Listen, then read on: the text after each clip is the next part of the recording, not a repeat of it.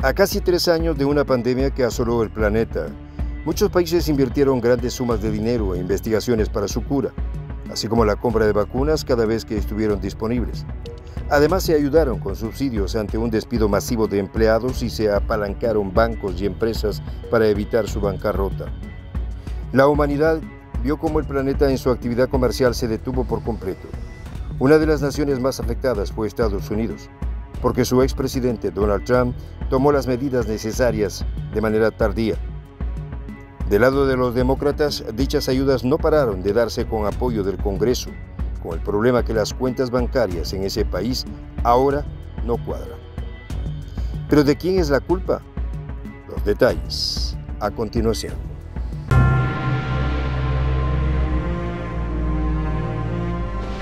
Voz de la Patria Grande. Nancy Pelosi está asustada, y no es para menos. Los republicanos investigan por fraude el gasto durante la pandemia de la cual fue responsable. Dicho expediente está a cargo del Comité de Supervisión de la Cámara de Representantes estadounidenses, controlado por los republicanos. Para los republicanos, la legislatura en el gasto federal efectuado durante la pandemia no es del todo clara y alegan que hubo un fraude masivo en las ayudas concedidas. Lamentablemente, los demócratas llevaron a cabo escasa vigilancia y protección respecto al despilfarro de dinero. ¿Y qué pasa cuando no hay vigilancia? Nada bueno, recalca el presidente de esa comisión, James Comer. El objetivo del Partido del Elefante es poner en evidencia que hubo pocas salvaguardas por parte de los demócratas para evitar el fraude, identificar a dónde fueron esos fondos y determinar qué hacer para evitar que vuelva a suceder. El Comité de Rendición de Cuentas en la Respuesta a la Pandemia, PRAC, es un órgano de vigilancia federal creado en marzo del 2020 y calcula que el fraude potencial en las solicitudes a los programas de préstamos por daños económicos es un desastre.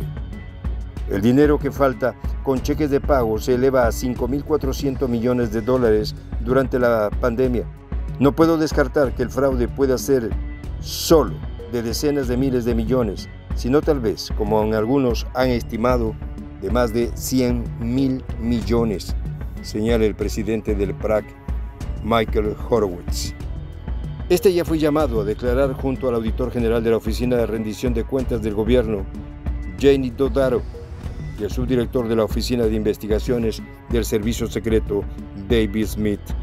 En plena pandemia, hubo voluntad de facilitar el dinero lo antes posible para asegurarse de que llegara a la gente.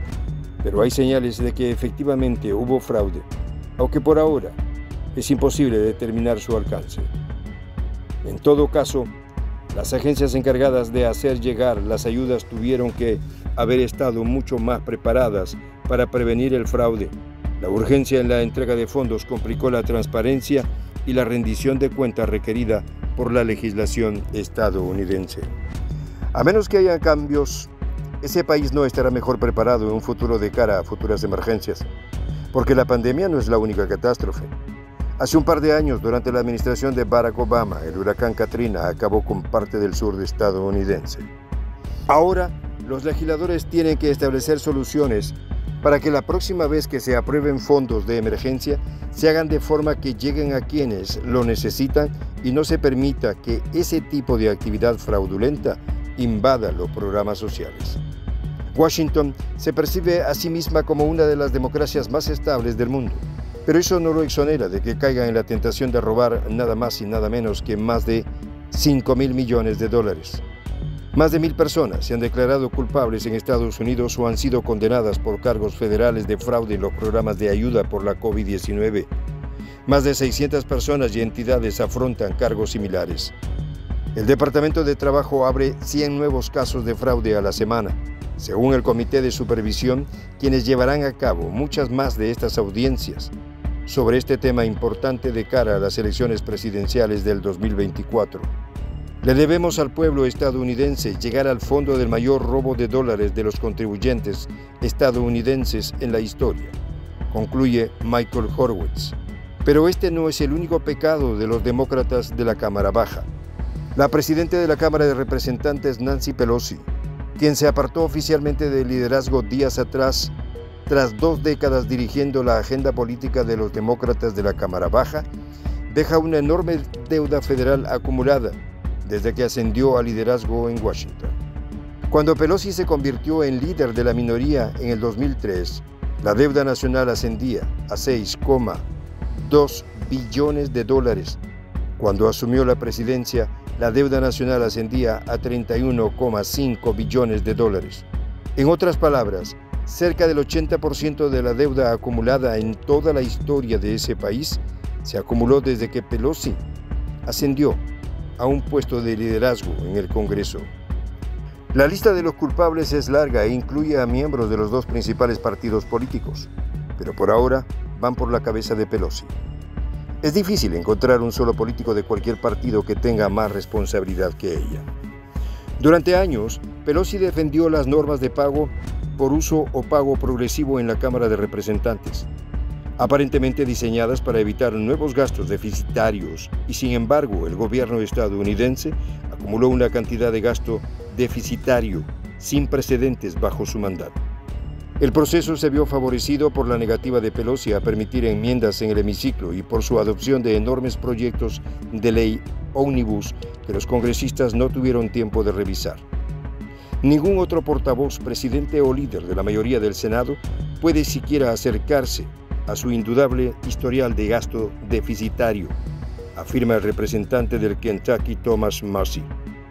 Mientras tanto, la relación deuda-PIB del país ha alcanzado el 122%, por encima del nivel máximo sostenible, según los economistas del Fondo Monetario Internacional. A pesar de las desalentadoras cifras y de la histórica inflación, el gasto y el fraude continúan en Washington.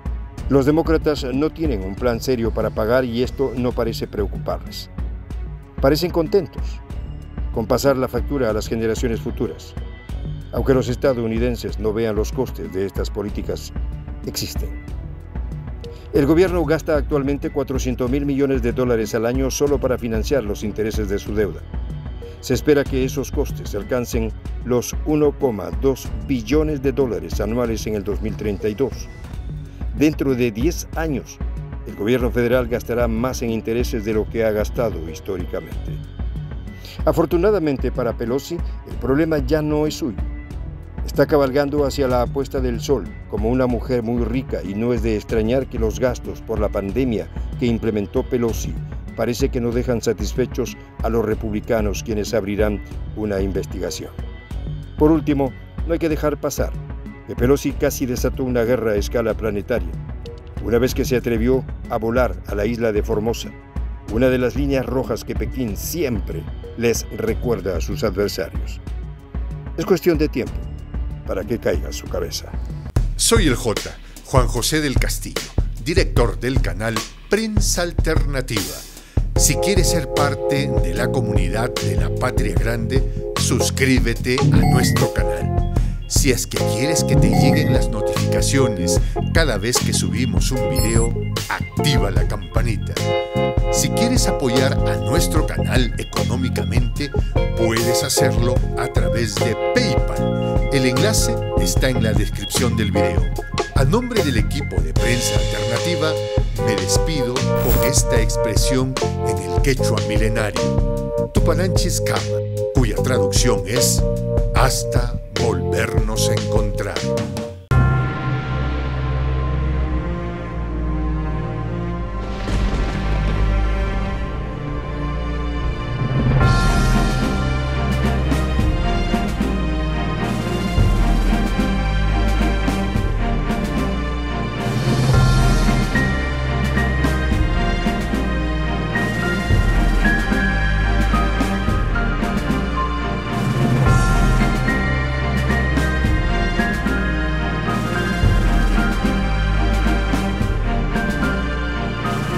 Voz de la Patria Grande.